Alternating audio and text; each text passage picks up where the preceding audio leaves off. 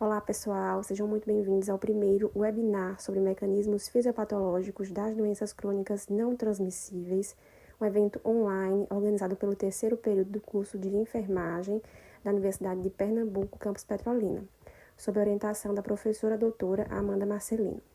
Esse vídeo tem como tema obesidade e síndrome metabólica, relação com a inflamação crônica e resistência à insulina.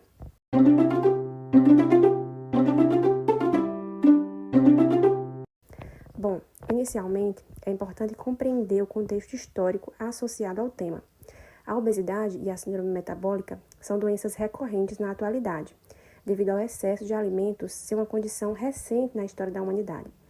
Como no passado a escassez e a fome eram comuns devido à incerteza, nosso organismo foi condicionado a economizar e acumular a maior quantidade de energia obtida nos alimentos, já que precisamos diariamente para nossas atividades, causando adaptação e consequentes complicações, como as que vamos abordar a seguir.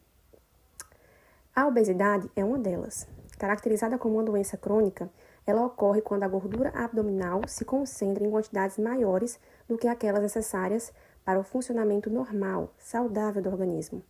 Há um acúmulo de energia superior ao gasto energético sob a forma de gordura. Quando em excesso, a gordura tem a capacidade de gerar alterações metabólicas, fortemente associadas a outras doenças crônicas.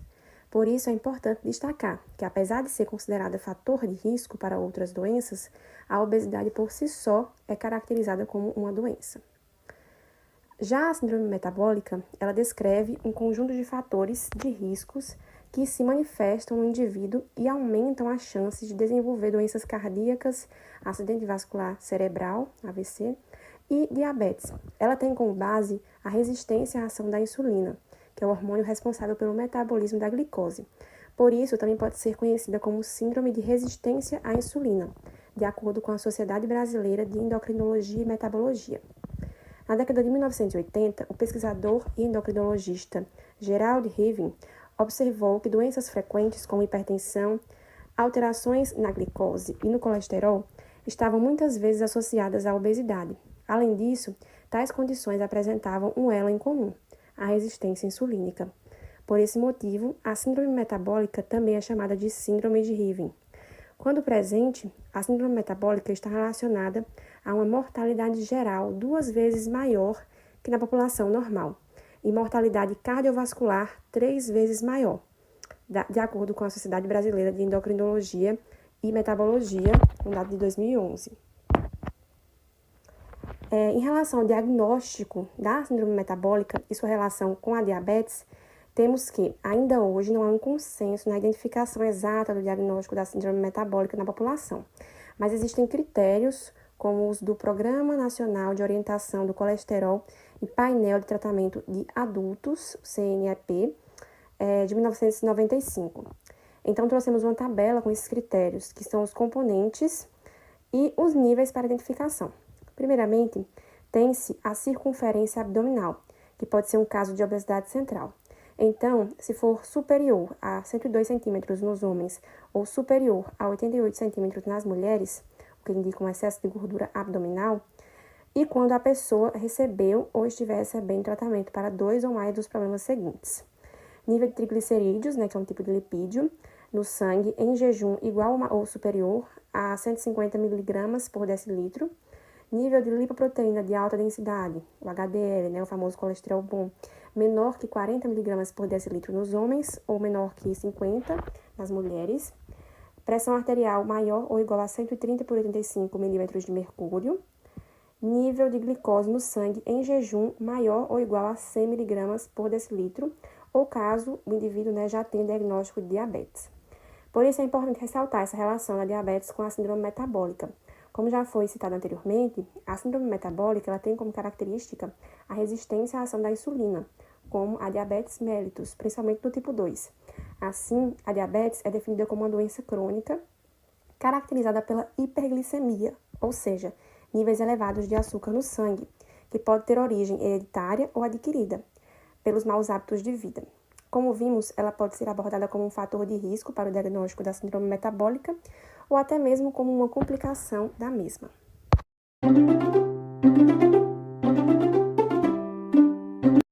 Para entendermos melhor sobre a inflamação crônica relacionada à obesidade e síndrome metabólica, primeiramente devemos entender que o tecido adiposo desempenha funções além de simplesmente armazenar energia.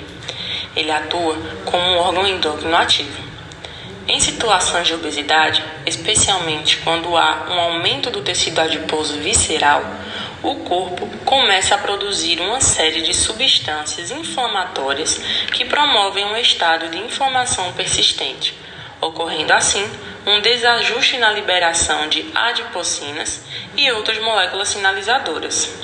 Nesse cenário, as adipocinas, que têm um efeito anti-inflamatório como a adiponectina, diminuem, enquanto substâncias pró-inflamatórias como o fator de necrose tumoral alfa, a interleucina 6 e a proteína quimiotática de monócito 1 se tornam mais predominantes.